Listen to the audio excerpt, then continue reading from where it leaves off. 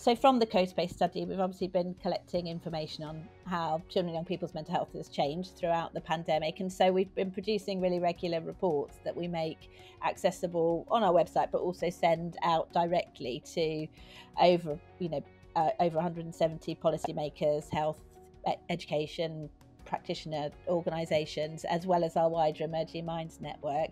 And those have been picked up and used really widely, and that's been very positive. But we've also tried to respond very directly ourselves to the needs as we've identified them. So it was very clear very early on that there were a number of different stressors that parents were facing during the first lockdown. So we very quickly put on a webinar series that was aimed at parents, carers and anyone that works with families.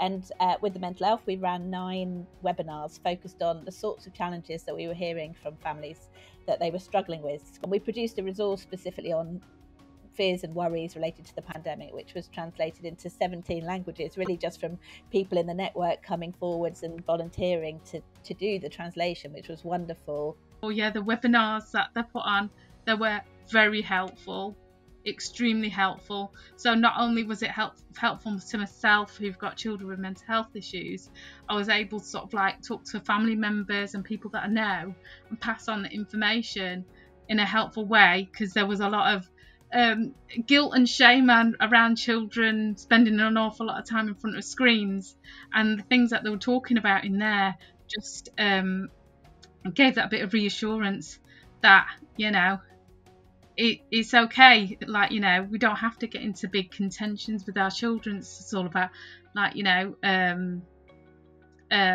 working with each other rather than against each other. And so it's like, you know, giving those little bit breaks to parents to reduce their anxiety about their parenting.